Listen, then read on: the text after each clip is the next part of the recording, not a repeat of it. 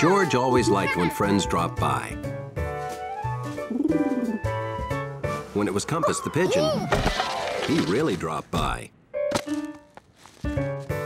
George really liked birds, and Compass really liked whatever George was.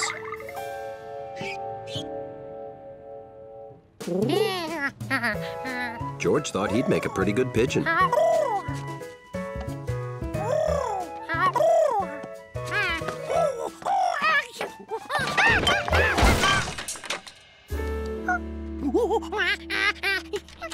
Are you all right, George?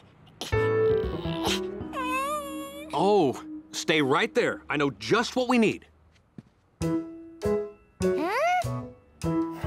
For once, George had no trouble staying where he was told until the man with the yellow hat returned with butter. Well, this butter is for your foot, George, not for bread.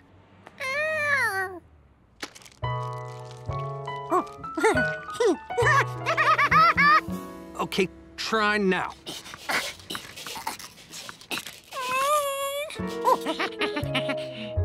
Well, I guess I'll have to call the fire department. They have the right tools to handle anything. Rescue requested. Someone is stuck in monkey bars on his balcony. Monkey bars on the balcony? Why don't we ever get normal calls?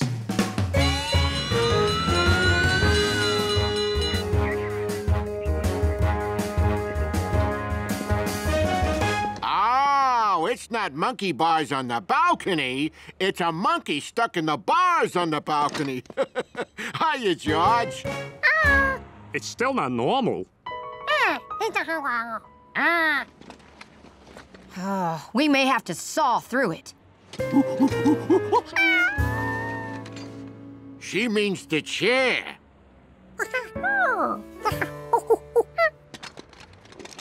Let's use the spreaders. We'll spread the bars apart, and then you can just pull your foot out, George.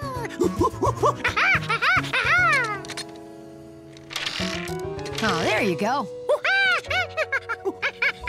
All in a day's work for the fire department.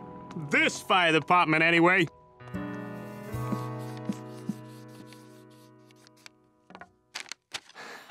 Nice. Say, George, would you like to visit the firehouse and give them this picture as a thank you?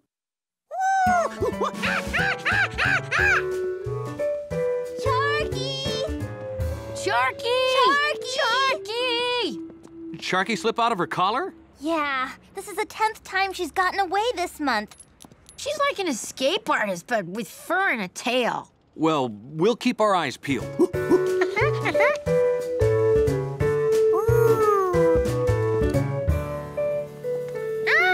Hi. Oh, this'll look great on our wall. Glad you like it. Now, come on, George, we've got to go. Oh, George can stay. He'll be our mascot. Okay, have fun, George. And be a good little monkey mascot.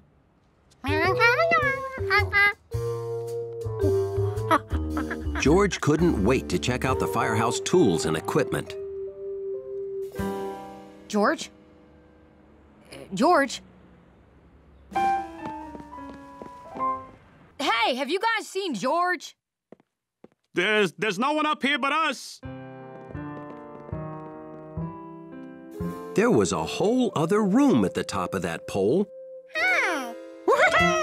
Rescue requested. A dog is up a tree.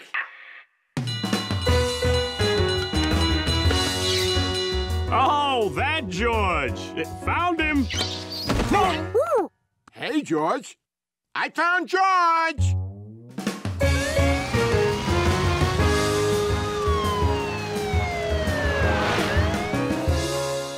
I wonder how a dog got up a tree. I wonder why we never get any normal calls.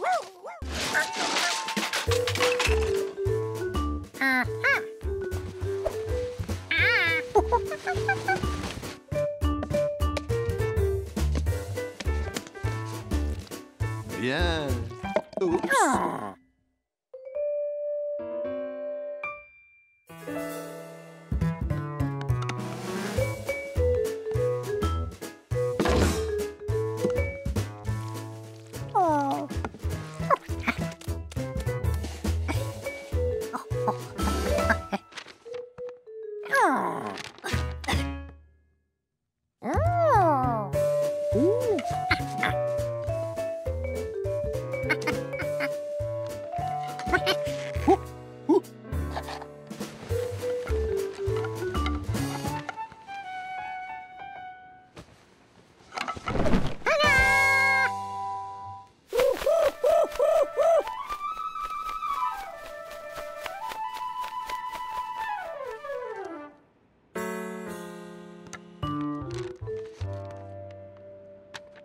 c'était loin d'être parfait. Pour l'instant.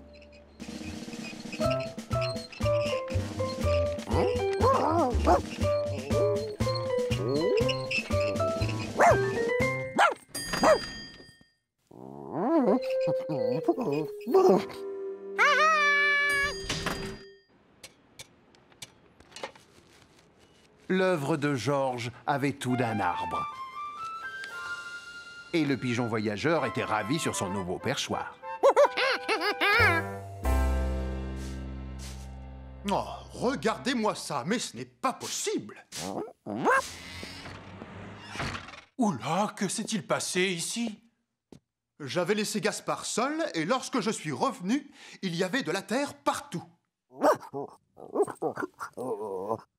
Ah, si seulement je savais parler teckel. Et moi, pigeon, ça m'arrangerait. Il y a un pigeon voyageur qui s'est installé sur mon balcon. Il ne serait pas bleu avec une bague jaune, par hasard? Tout à fait. Vous l'avez vu, vous aussi? C'est Boussole! Je croyais ne plus jamais le revoir. Je me suis dit qu'il serait plus heureux s'il avait un petit arbre sur lequel... Oh! Oh non! Quelle pagaille! Une chatte n'y retrouverait pas ses petits. Si l'un de nous parlait teckel, on saurait ce qui s'est passé. Georges, où es-tu?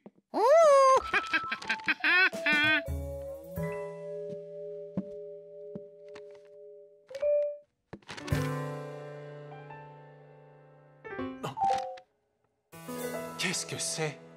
Un arbre? Georges ne s'était jamais senti aussi fier. Maintenant que l'oiseau avait le perchoir de ses rêves, il pouvait rester ici. Boussole! Je suis content de te revoir. Oui, à vrai dire, c'est un pigeon pas très voyageur. Son sens de l'orientation est très approximatif. Georges, le concierge est l'ami de ce pigeon. Il va le ramener chez lui. Dans sa vraie maison.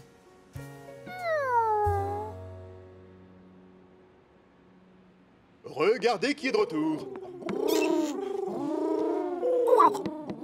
Tu vois, c'est ici qu'il habite.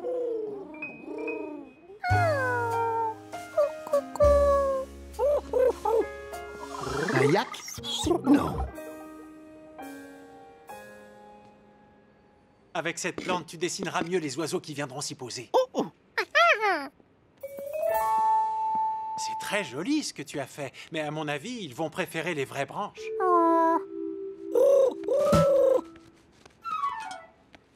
Boussole, regarde ce que je t'ai acheté. Fais comme chez toi.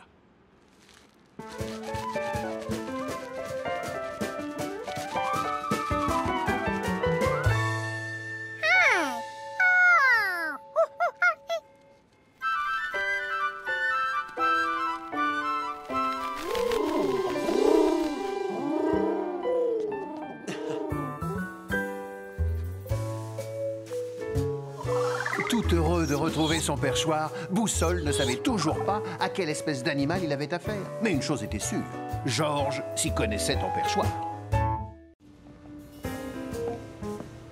Georges n'avait jamais vu l'homme au chapeau jaune dans un état pareil. Lui, si calme d'habitude, si tranquille avec son chapeau sur la tête. Oh, ça y est, je le vois. Bonjour. Bonjour, entrez. Il est prêt comme promis.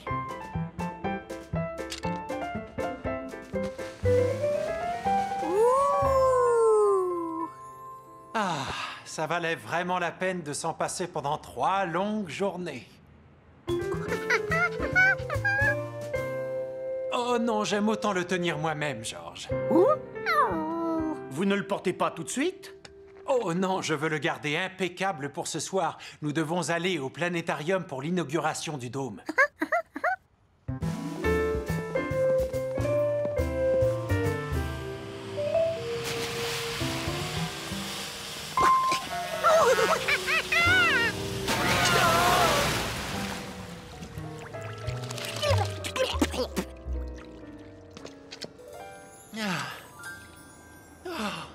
Merci. Rentrons vite à la maison avant qu'il n'arrive quoi que ce soit à mon chapeau. Allez.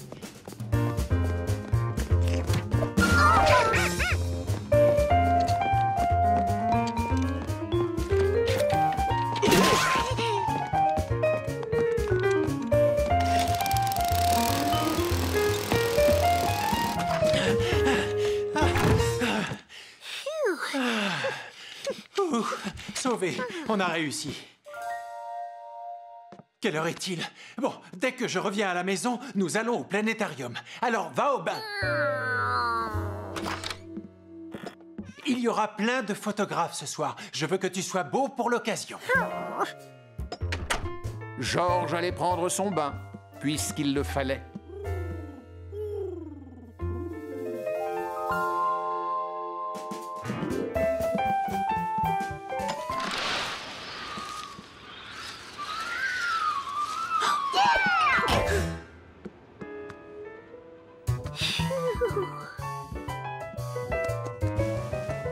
C'était vraiment un très beau chapeau.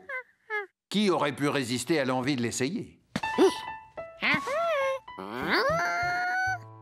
George voulait montrer à Boussole combien il était élégant habillé de cette manière.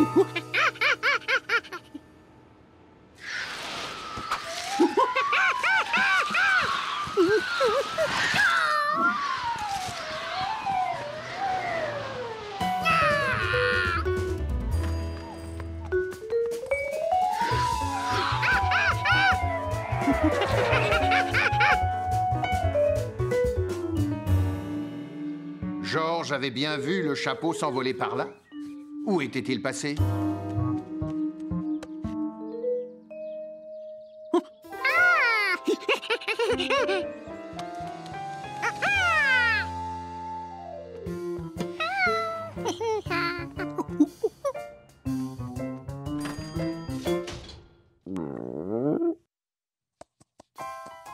Le chapeau était à nouveau en place, et toujours aussi impeccable. Enfin, presque. George retira la brindille avec la précision d'un chirurgien. Voilà, opération terminée. Oh non, pas tout à fait terminée. Il restait un fil qui dépassait. Le problème allait vite être réglé. Peut-être fallait-il tirer plus fort. Ou peut-être qu'il suffisait de le couper.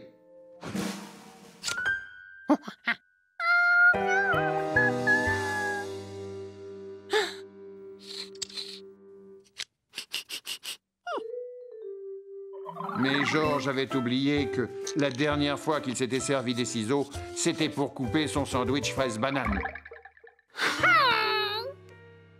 Et maintenant, il fallait s'occuper de cette tâche. Une fois nettoyée, on ne la verrait plus.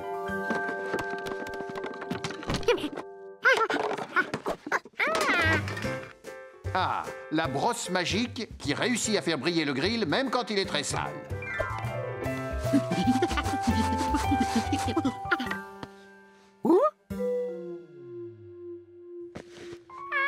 Mais n'avait-il pas frotté un peu trop fort?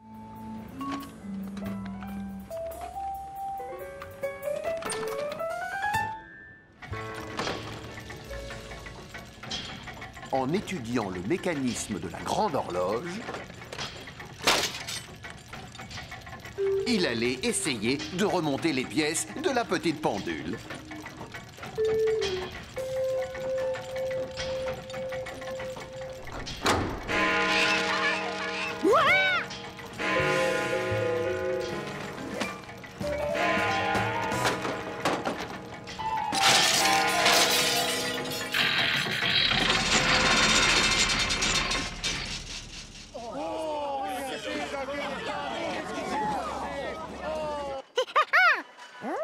Ouf!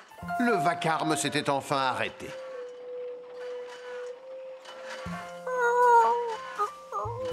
Il était temps pour lui de ranger ses affaires et de songer à rentrer. Jamais elle ne s'était arrêtée, jamais! L'horloge de la bibliothèque vient de s'arrêter. Eh bien, allons voir! Attends une minute, je vois pas ce que nous pouvons faire. Les pompiers doivent savoir faire face à toutes les situations.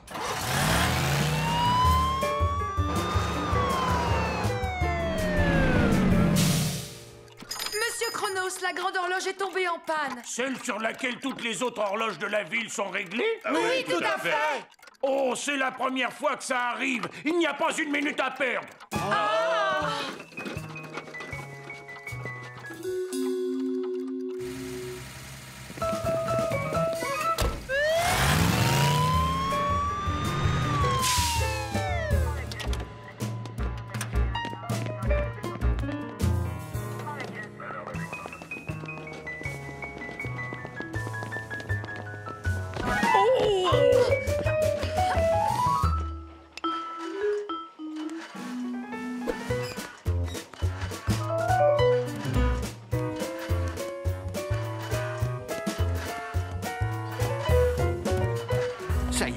George avait récupéré tous les outils.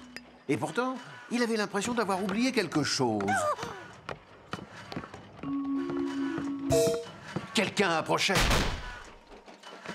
Merci, mademoiselle. Laissez-nous seuls, j'ai besoin de l'ausculter.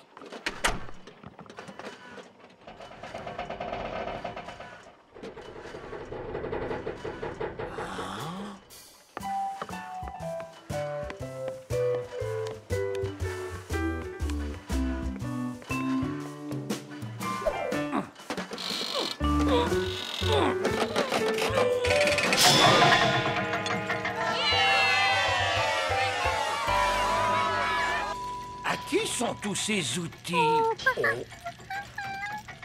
Qu'est-ce qu'un petit singe comme toi peut faire à côté d'une si grande horloge? Je parie que tu as besoin d'aide pour réparer ta pendule. Et voilà, cette pièce va là. Tu as vu?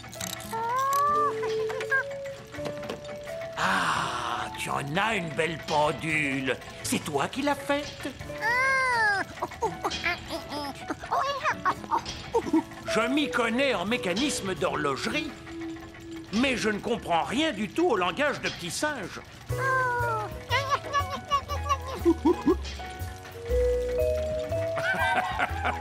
J'aime savoir l'heure qu'il est. C'est pour ça que je prends toujours mes précautions.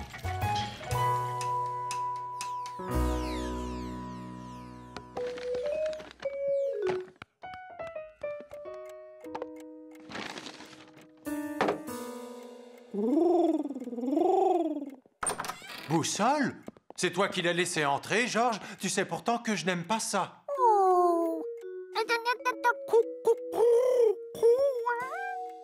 Ce n'est pas grave, tu voulais lui montrer ma pendule?